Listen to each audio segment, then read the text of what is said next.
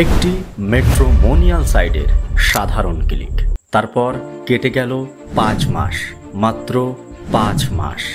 2025 সালের 4 আগস্ট লখনৌয়ের একটি বাড়িতে 32 বছর বয়সী মধু সিং নামে একটি মহিলাকে ঝুলন্ত অবস্থায় পাওয়া যায়।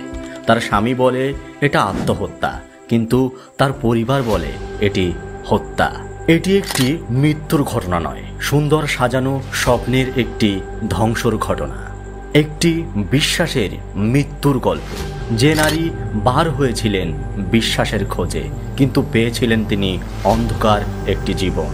আজ আমরা আপনাদের নিয়ে যাব সেই 5 মাসের যাত্রায়, যেখানে প্রতিটি দিন ছিল যুদ্ধ, প্রতিটি রাত ছিল দুঃস্বপ্ন, এবং প্রতিটি আশা পরিণত হয়েছিল হতাশায়।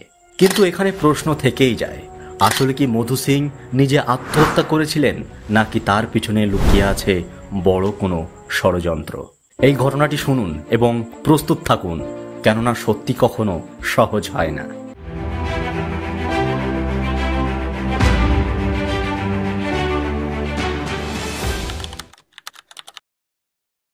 ফেব্রুয়ারি 2025।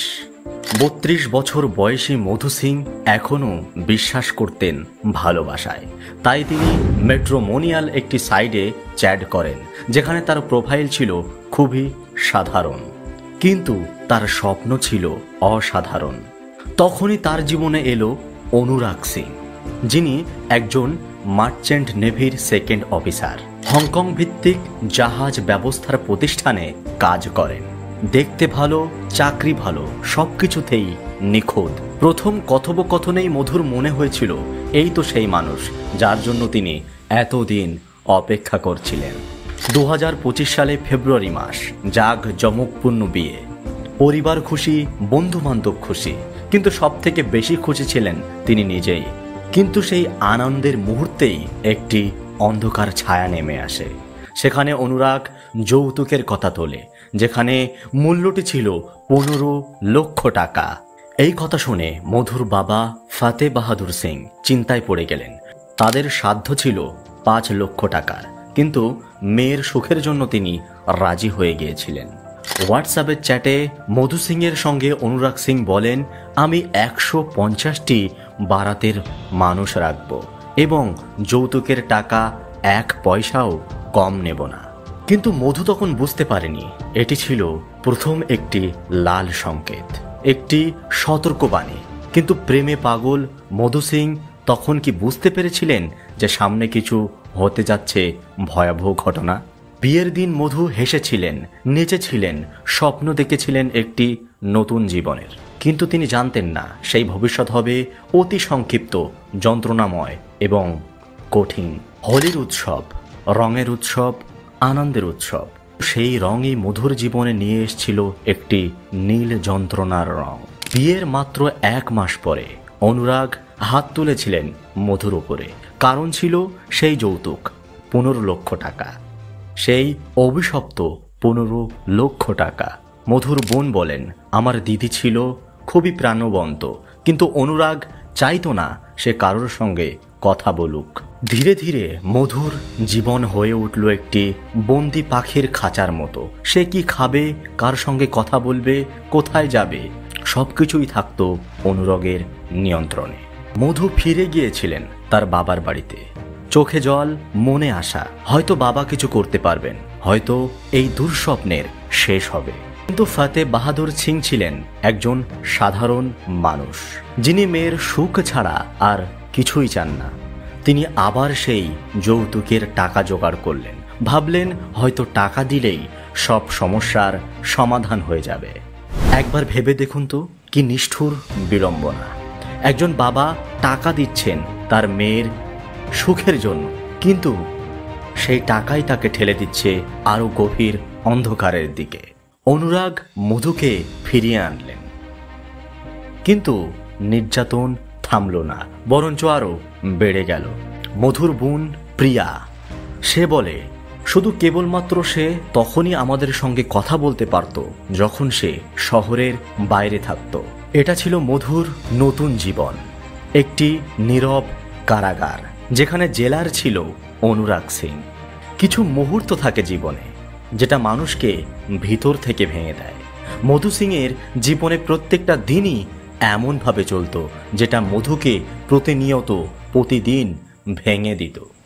কিছু অডিও ক্লিপ থেকে পাওয়া যায় মধু সিং বলেছিলেন সে আমাকে অনেক মারধর করত এবং সে আমাকে মারধর করেছিল কারণ তার মদের বোতলটি আমি তার সামনে রেখে দিইনি বলে। শুনুন একটি শিক্ষিত সাধারণ নারী যে কিনা মার খাচ্ছেন মদের বোতলটি সাধারণ জায়গায় অর্থাৎ অনুরাগ সিংয়ের সামনে না রাখার জন্য।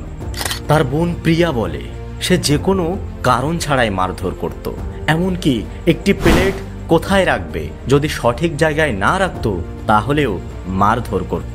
কিন্তু সবচেয়ে নিষ্ঠুর ছিল মানসিক নির্যাতন।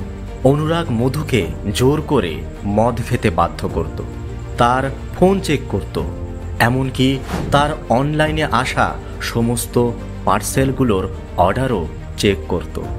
গত জুলাইয়ের শেষের দিনগুলোতে অনুরাগ রাত কাটিয়েছিলেন তার পুরনো গার্লফ্রেন্ডের সঙ্গে। 31শে জুলাই মধুর মৃত্যুর 4 দিন আগে মধু সেই হোটেলের বুকিংয়ের বিবরণ জানতে পেরেছিলেন। ফোনে পড়েছিলেন তাদের দুজনার কথোপকথন। একবারও কি ভেবে দেখেছেন সেই মুহূর্তে মধু কি অনুভব করেছিলেন? একজন নারী যাকে ভালোবেসে বিয়ে করেছিলেন এবং সেই পুরুষ অন্য নারীর সঙ্গে রাত কাটিয়ে তাকে মারধর করেছে, তাকে নির্যাতন করেছে, তাকে আঘাত করেছে। মধুর বোন প্রিয়া বলে শেষবার যখন দিদির সঙ্গে আমার কথা হয় মধু আমাকে বলেছিল একটি ঘটনার কথা। তারা কোথা থেকে বাড়ি ফিরছিলেন, মধু গাড়ি চালাচ্ছিলেন। রাস্তায় গর্ত ও বৃষ্টির কারণে মধু বাম পাশে গাড়ি নিয়ে গিয়েছিলেন।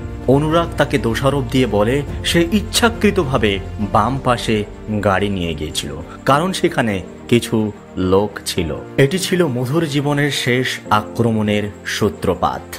একটি গাড়িকে বাম দিকে নেওয়ার জন্য একজন পুরুষ তার স্ত্রীকে সন্দেহ করতে পারে, তার উপরে মারধর করতে পারে, ভাবা যায়। কিন্তু মধু তখনও জানতেন না এই হবে তার জীবনের শেষ নির্যাতন। আর মাত্র কয়েকদিন বাকি। 4 আগস্ট 2025 রবিবার, একটি সাধারণ দিন যা হয়ে উঠল একটি অসাধারণ ট্র্যাজিক। সকাল 10:30 অনুরাগ অনলাইনে খাবার অর্ডার করল, একটি স্বাভাবিক কাজ। কিন্তু পরবর্তী কয়েক ঘন্টা কি ঘটেছিল সেটি একটি রহস্য যা আজও উন্মোচিত হয়নি। সকালে কাজের মেয়েটিকে অনুরাগ মেসেজ করেছিল আজ তাকে আর আসার দরকার নেই। কিন্তু কেন? এটি কি কোনো আগাম ঘটনার প্রস্তুতি ছিল? কাজের মেয়েটি সেই মেসেজটি দেখেনি। সে প্রতিদিনের মতো সেদিনও কাজে এসেছিল, বেল বাজিয়েছিল বারবার, কিন্তু কেউই গেট খোলেনি। ভেতরে কি হয়েছিল, অনুরাগ কি করছিল, মধু কি করছিল, আজও এই কারণগুলো অস্পষ্ট।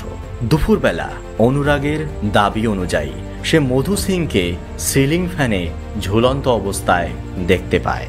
সে 112 নম্বরে ফোন করল, কিন্তু অদ্ভুত ব্যাপার, মধুর পরিবারকে খবর দেওয়া হলো বিকেল 4:30 সময়, প্রায় 4.5 ঘন্টা পরে। এই সময়টুকুতে কি ঘটেছিল? মধুর বাবার মুখ থেকে শোনা যায় সে 4 আগস্ট বিকেল 4:32 অনুরাগ ফোন করে বলেছিল আমার মেয়ে আত্মহত্যা করেছে, কিন্তু আমার বিশ্বাস সে আমার মেয়েকে হত্যা করেছে। একজন বাবার কণ্ঠে শোনা যাচ্ছে তার অসহায়তা, তার ক্রোধ আর অবিশ্বাস। তার মেয়ে যিনি জীবনের জন্য সংগ্রাম করেছিলেন তিনি কি সত্যি আত্মহত্যা করতে পারেন? মধু সিংয়ের বোন প্রিয়া তিনি বলেন আমি মধুকে বাড়িতে নিয়ে আসার কথা বলেছিলাম, কিন্তু সে আমাকে না আনতে বলেছিল। এই ভয়ে না জানি আবার কোনো নতুন উত্তেজনা দেখা দেয়। এই ছিল মধুর শেষ কয়েকদিনের মানসিক অবস্থা। তিনি এতটাই ভেঙে পড়েছিলেন যে তিনি নিজের পরিবারের কাছে যেতেও ভয় পাচ্ছিলেন। ময়না তদন্তের কারণে নিশ্চিত করা হয়েছে মধুর মৃত্যুর কারণ ফাঁসি। কিন্তু এখানে প্রশ্নই থেকে যায়, এই ফাঁসি কি স্বেচ্ছায় নাকি জোর জবরদস্তিতায়? সেই প্রশ্নের উত্তর এখনো খোঁজা হচ্ছে। মৃত্যুর পর শুরু হলো তদন্ত, যা প্রশ্ন তুলছে অনুরাগের বিবৃতির সত্যতা নিয়ে। যদি অনুরাগ সত্যিই মধুকে দুপুরে ঝুলন্ত অবস্থায় দেখতে পায়, তাহলে তার পরিবারকে 4.5 ঘন্টা পরে খবর দিল কেন? দ্বিতীয় প্রশ্ন, কাজের মেয়েকে সেদিন আসতে নিষেধ করা হয়েছিল কেন? কি এমন পরিকল্পনা ছিল যেদিন কারোর উপস্থিতি কাম্য ছিল না? তৃতীয় প্রশ্ন, সকাল 10:30 পর খাবার অর্ডার করার পর দুপুর পর্যন্ত কি ঘটেছিল? তো প্রিয় দর্শক, মধু সিং আর নেই, কিন্তু তার গল্প রয়ে গেছে, তার অসহায় চিৎকার রয়ে গেছে।